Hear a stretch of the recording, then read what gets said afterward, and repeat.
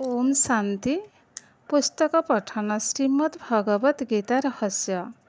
लेखक ब्रह्मा कुमार सुधांशु शेखर मिश्र। अष्टम अध्याय अक्षर ब्रह्मयोग। ब्रह्म आध्यात्म कर्म अधिभूत अधिदैव और अधियज्ञर तत्व निरूपण। अक्षरं ब्रह्म परमं स्वभाव अध्यात्ममुच्यते। भूतभावोद्भवकरो विसर्गः कर्मसंगितः। अधिभूतं क्षरो भावः पुरुषश्चाधिदैवतम्। अधियज्ञो अहमेवात्र देहे देहभूतं वर। अन्तकाले च मामेव स्मरन् मुक्तं कळेवरम्। जह प्रयति समद्भावं जाति नास्ति संशयः।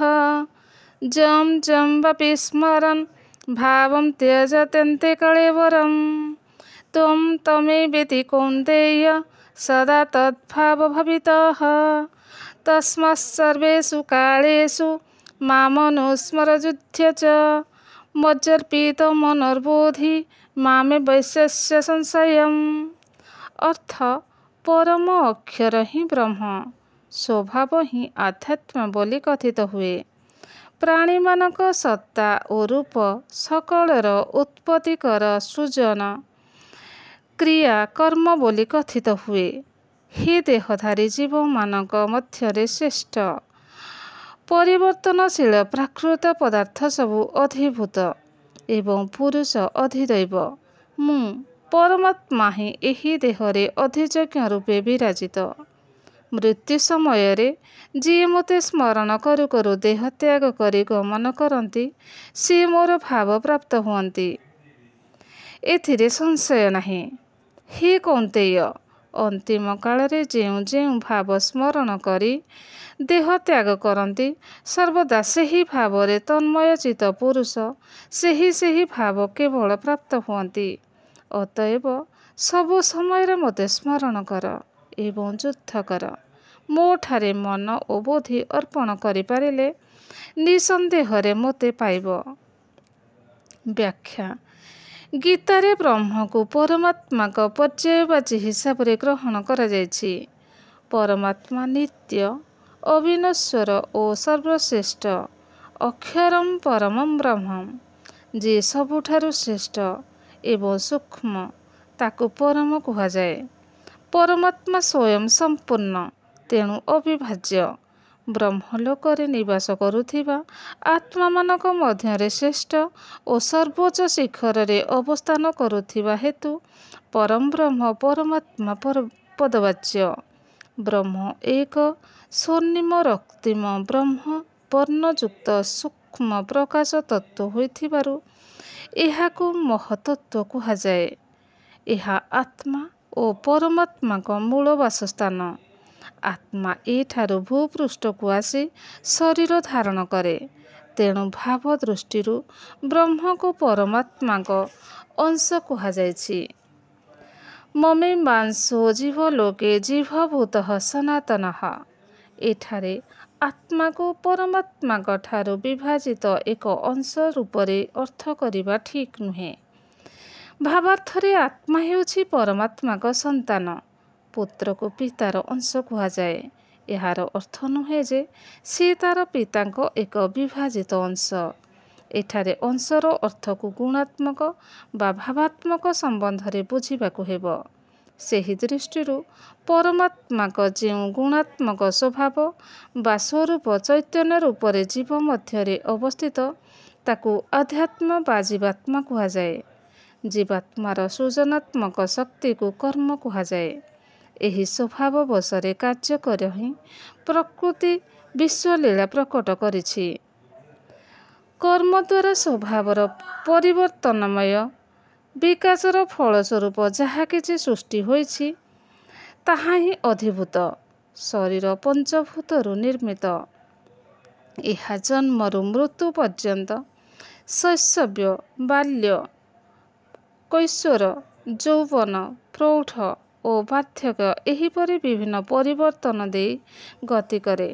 ଶେଷରେ ସେହି ପଞ୍ଚଭୂତରେ ମିଶିଯାଏ। ତେଣୁ ଏହି କ୍ଷୟଶୀଳ ଶରୀର ଅଧିଭୂତ ଅଟେ। ଗୀତାରେ ଏହାକୁ କ୍ଷେତ୍ର ବା କ୍ଷର ପୁରୁଷ ନାମରେ ମଧ୍ୟ ବର୍ଣ୍ଣନା କରାଯାଇଛି। ପ୍ରଜାପିତା ବ୍ରହ୍ମା ହିଁ ଅଧିଦେବ। ସେ ଏହି ମନୁଷ୍ୟ ସୃଷ୍ଟିରେ ପ୍ରଥମ ପୁରୁଷ, ଆଦିଦେବ।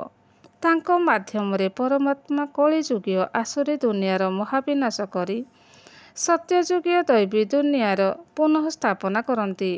ନୂତନ ସୃଷ୍ଟି ସ୍ଥାପନାରେ ପରମାତ୍ମାଙ୍କ ମାଧ୍ୟମ ଭାବରେ ବ୍ରହ୍ମା ମୁଖ୍ୟ ଭୂମିକା ଗ୍ରହଣ କରିଥିବାରୁ ସେ ସତ୍ୟଯୁଗର ପ୍ରଥମ ପୁରୁଷ ଶ୍ରୀକୃଷ୍ଣ ରୂପରେ ଜନ୍ମଗ୍ରହଣ କରନ୍ତି। ପରମାତ୍ମା ବ୍ରହ୍ମା ଶରୀର ମଧ୍ୟରେ ଥାଇ ଗୀତା ଜ୍ଞାନ ଶୁଣାଉଥିବାରୁ କହୁଛନ୍ତି ଅଧିଯୋଗ୍ୟ ଅହଂ ମେବାତ୍ରମ୍ ଦେହେ, ଅର୍ଥାତ୍ ଏହି ଦେହରେ ବ୍ରହ୍ମାଙ୍କ ମୁଁ ହିଁ ଅଧିଯଜ୍ଞ ଅଟେ। ଅଧିଦୈବଙ୍କ ମଧ୍ୟରେ ଅବତରିତ ଅଧିଯଜ୍ଞଙ୍କ ନିର୍ଦ୍ଦେଶିତ ମାର୍ଗରେ ପରିଚାଳିତ ହୋଇ ମଣିଷ ଯେଉଁ କର୍ମ କରେ ସେସବୁ ଯଜ୍ଞରେ ପରିଣତ ହୋଇଯାଏ। ଜନ୍ମ ଓ ମୃତ୍ୟୁ ଗୋଟିଏ ମୁଦ୍ରାର ଉଭୟ ପାର୍ଶ୍ୱ ସଦୃଶ। ଜନ୍ମ ହେଲେ ମୃତ୍ୟୁ ସୁନିଶ୍ଚିତ। ମୃତ୍ୟୁ ପରେ ପୁନର୍ଜନ୍ମ ଅବଶ୍ୟମ୍ଭାବୀ। ମୃତ୍ୟୁ ବ୍ୟକ୍ତିର ଶେଷ ନୁହେଁ। ଅନ୍ତିମ ସମୟରେ ବ୍ୟକ୍ତିର ମନରେ ଯେଉଁ ଚିନ୍ତା ଓ ଭାବ ଥାଏ, ସେହି ଅନୁରୂପ ସେ ତାର ପରବର୍ତ୍ତୀ ଜନ୍ମରେ ଜୀବନ ଧାରଣ କରେ।